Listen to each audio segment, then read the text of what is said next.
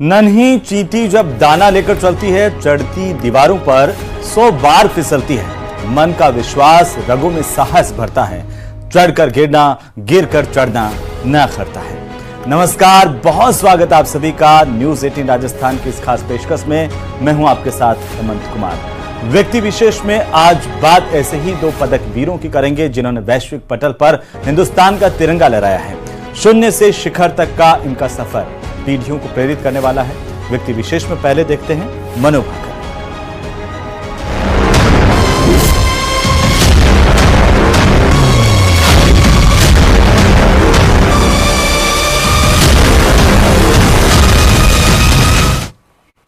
तो व्यक्ति विशेष में सबसे पहले बात मनु भाकर की। मनु भाकर मेडल्स की हैट्रिक लगाते लगाते रह गईं। 14 साल की उम्र में बंदूक थामने वाली भाकर की कहानी सदियों को प्रेरित करने वाली है। ओलंपिक खेलों के दौरान भारतीय शूटिंग की गोल्डन गर्ल ने एक बार नहीं बल्कि दो बार तिरंगे की शान बढ़ाई है। यह खास रिपोर्ट देखिए।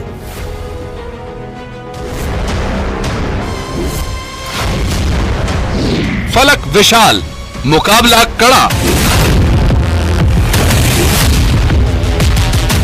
आंखों में सपने, लक्ष्य बड़ा, निशाना सटीक, मिट गई शंका।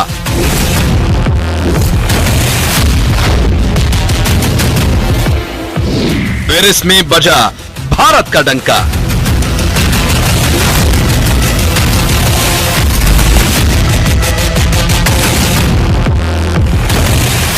जीत की ये वो तस्वीरें हैं जिन पर हिंदुस्तान को नाज है। कामयाबी की ये वो इबारत है जो पीढ़ियों को प्रेरित करने की ताकत रखती है। सबसे पहले मैं मनु भाकर को बहुत बहुत बधाई देती हूँ। उन्होंने हिस्ट्री कायम करने का काम किया है। पेरिस ओलंपिक में दो पदक जीतने वाली वो पहली भारतीय महिला एथलीट बनी है। पेरिस ओलंपिक्स 2024 में मनु भाकर ने इतिहास रच दिया। वो एक ही ओलंपिक में 2 मेडल जीतने वाली पहली भारतीय महिला शूटर बन गई हैं। नमस्ते सर। मनु नमस्ते, खूब अभिनंदन, आपको बहुत बहुत बधाई। बहुत बहुत शुक्रिया सर। आप कैसे हैं? मैं बहुत ही बढ़िया से। आप तो ये तुम्हारी सफलता की खबर सुनने के बाद और उत्साह और आनंद में हूँ। जी, अच्छा कर रहे हैं हमारे खिलाड़ी यहाँ पे अभी। आपको स्वयं को वैसे .1 से आप सिल्वर आपका रह गया, जी, लेकिन उसके बावजूद भी आपने देश का नाम रोशन किया। आपको 2 प्रकार की क्रेडिट मिल रही है। एक तो आप कांस्य पदक लाई, लेकिन भारत की पहली महिला है जो इस खेल में मेडल लेके आई हो। जी सर। हाँ जी, शुक्रिया सर। शनिवार को उनके पास तीसरा मेडल जीतने का मौका था, लेकिन वो इसमें सफल न हो सकी। Manu Bhaker 25 metre air pistol finals में मनु के प्रदर्शन की बात करें तो 25 मीटर एयर पिस्टल इवेंट में उनकी शुरुआत अच्छी नहीं रही। हालांकि वापसी में उन्होंने ज्यादा समय नहीं लगाया। मनु ने कुल 28 का स्कोर हासिल किया। मनु की जीत के ऊपर सब देशवासियों के प्यार को देखते मैं बहुत खुश हूँ और आप सबका तहे दिल से धन्यवाद करना चाहती हूँ। और मनु को मैं बहुत प्यार करना चाहती हूँ क्योंकि मनु मेरे हाथ के बने खाने को बहुत याद करी है वहाँ पे। तो मैं चाहूंगी कि वो अच्छे से आए घर पे और आते ही मेरे हाथ का मैं बना के उसको खिलाऊं। पहले स्टेज की 3 सीरीज में मनु ने 2, 4, 4 का स्कोर और एलिमिनेशन में 3, 5, 4, 4 और 2 का स्कोर किया। 8वीं सीरीज में उनकी टक्कर हंगरी की वेरोनिका मेजर के साथ हुई और इस सीरीज में मनु 1 शॉट से पीछे रह गई। चौथे स्थान पर रहने के बाद भी मनु भाकर के चेहरे पर चूक जाने की कसक स्वाभाविक थी। मनु भाकर ने रविवार 28 जुलाई को पेरिस ओलंपिक्स में कांस्य पदक जीतकर इतिहास रच दिया।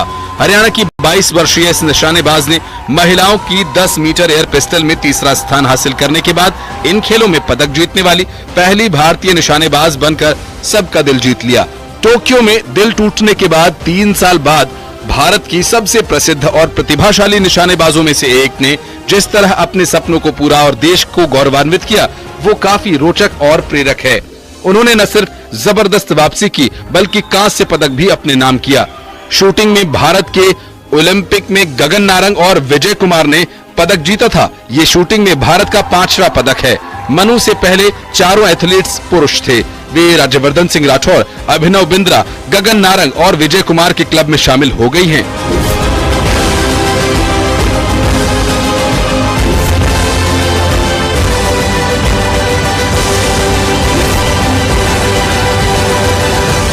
ओलंपिक में शूटिंग में पदक जीतने वाली देश की पहली महिला एथलीट।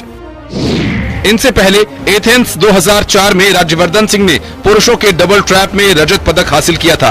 बीजिंग 2008 में अभिनव बिंद्रा ने पुरुषों की 10 मीटर एयर राइफल में स्वर्ण पदक हासिल किया था। लंदन 2012 में गगन नारंग ने पुरुषों की 10 मीटर एयर राइफल में कांस्य पदक जीता था। लंदन 2012 में विजय कुमार ने पुरुषों की 25 मीटर रैपिड फायर पिस्टल में रजत पदक जीता था। पेरिस 2024 में मनु भाकर ने महिलाओं की 10 मीटर एयर पिस्टल में कांस्य पदक हासिल किया था। मैं ये कहना चाहूंगी कि वो अपने जो भारत का कल्चर है उसको लेकर चलती हैं और ये उनकी मेहनत का कमाल है। मैं पुनः मनु को बहुत बहुत बधाई, शुभकामनाएं, और उनके पेरेंट्स को भी बहुत बहुत बधाई, शुभकामनाएं, जिन्होंने बहुत मेहनत की अपने बच्चे के पीछे लगकर ताकि वो ओलंपिक में मेडल जीत सके। और पहली भारतीय महिला जो ओलंपिक में 2 मेडल जीतने वाली खिलाड़ी बनी, इसके लिए बहुत बहुत बधाई।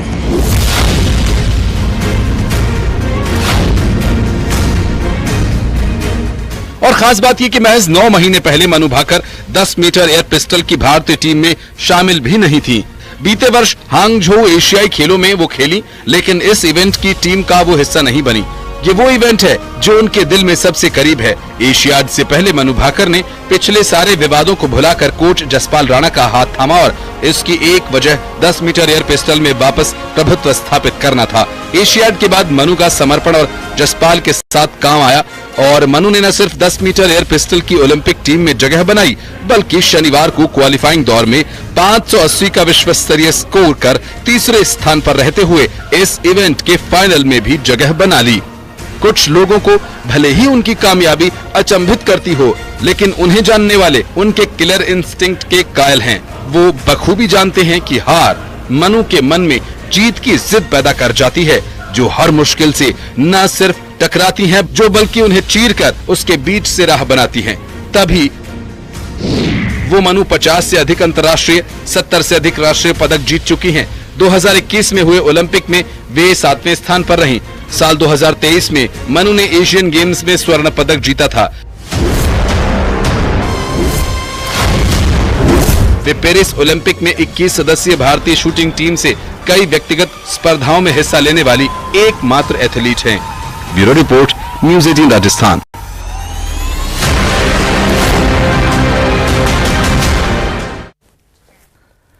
तो कहते हैं कि नाकामी में ही कामयाबी का राज छिपा होता है, लेकिन लोग इस बात को नहीं जानते। पेरिस में कामयाबी के पहले मनु के जीवन में एक ऐसा दौर भी आया था जब मनु ने पिस्टल से ही किनारा कर लिया था। आखिर वजह क्या थी, वो आप इस रिपोर्ट में देखिए।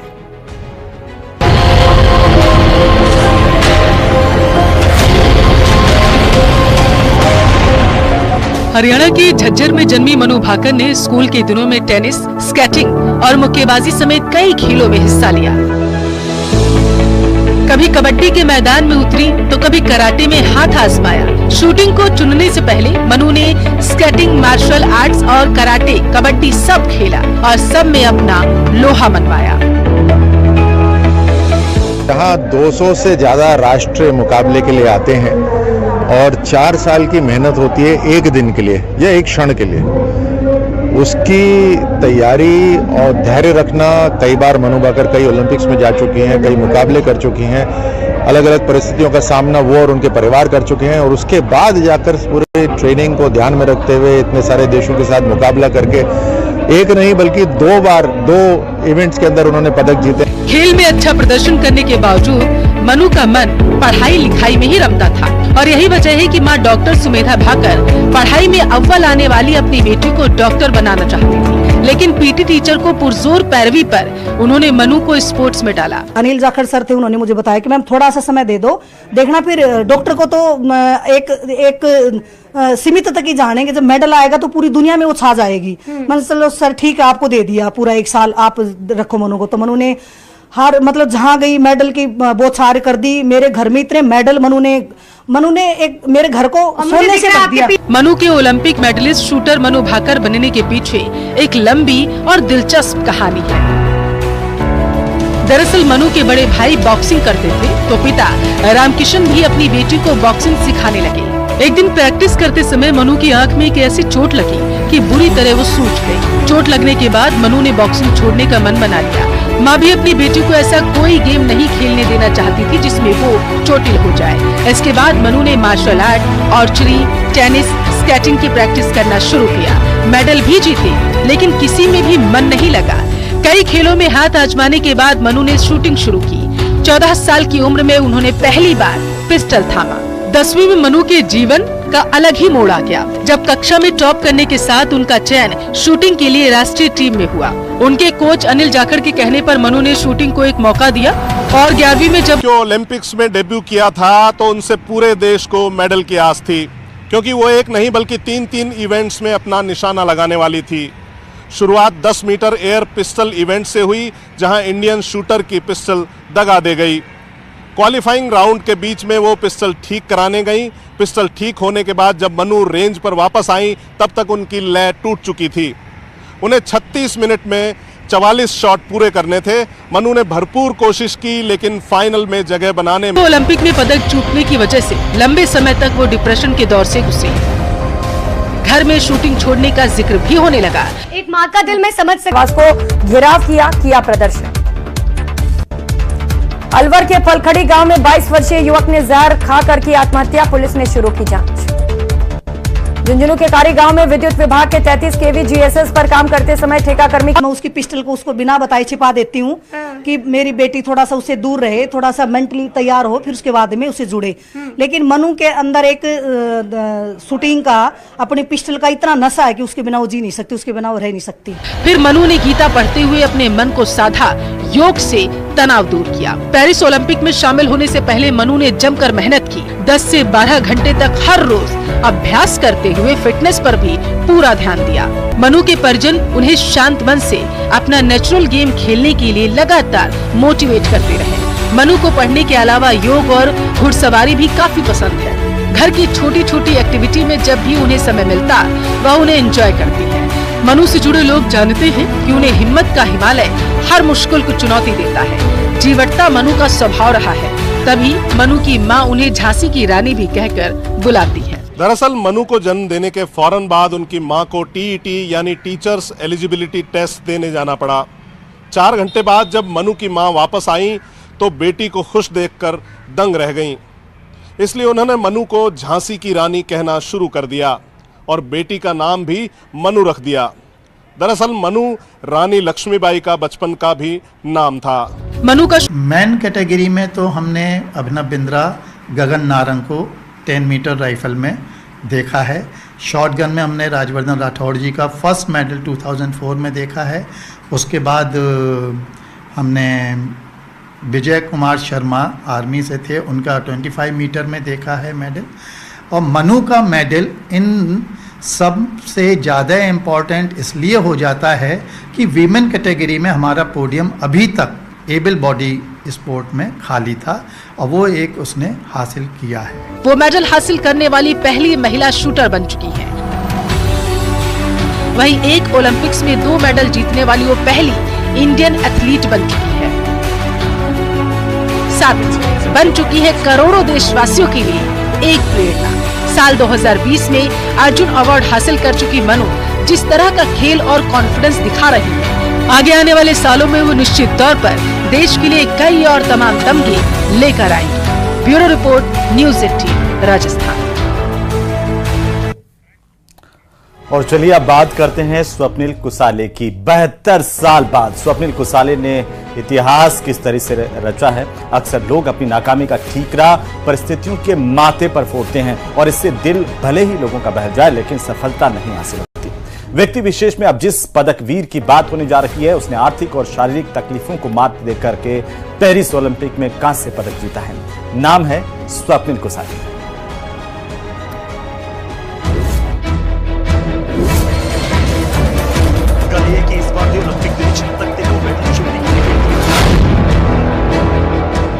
दीवारों पर दस्तक देते रहिए, दीवारों से दरवाजे निकल आएंगे।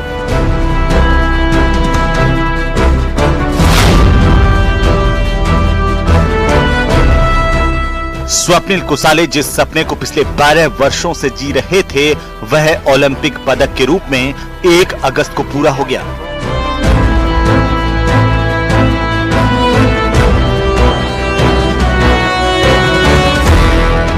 स्वप्निल को जब पदक पहनाया जा रहा था तो उनकी नजर वहां पर मौजूद भारतीयों और तिरंगे पर थी। वे कहते हैं कि ये पदक भारत का है और देश को ही समर्पित है। लाइक ओलंपिक मेडल जीतना ये हर एथलीट का सपना होता है and so I work hard इतने सालों से एंड एक level I achieved here and इसके बाद भी I will do hard work and I will make proud next year also, like next Olympic में। 28 वर्षीय स्वप्निल कोल्हापुर के राधा नगरी के रहने वाले हैं। उन्होंने शूटिंग की ट्रेनिंग नासिक स्पोर्ट्स एकेडमी से ली थी और फिलहाल पुणे में रेलवे की नौकरी में है। पदक हासिल करने के बाद रेलवे ने उन्हें प्रमोशन दे दिया है और महाराष्ट्र सरकार ने 1 करोड़ रुपए के इनाम की घोषणा की है। बावजूद इसके स्वप्निल सामान्य हैं। स्वप्निल कहते हैं कि ये पदक उन्हें शूटिंग में और कड़ी मेहनत करने के लिए प्रेरित करेगा ताकि वे अगले ओलंपिक में इस पदक का रंग बदलने के लायक बन सके। यह पदक हमें सारे देशवासियों के लिए समर्पित किया है उन्होंने। आज हमें गर्व है कि स्वप्निल का एक स्वप्न था कि मुझे ओलंपिक में पदक जीतना है। अपने परिवार के लिए, गाँव के लिए, सारे देशवासियों के लिए उसने पदक जीता है।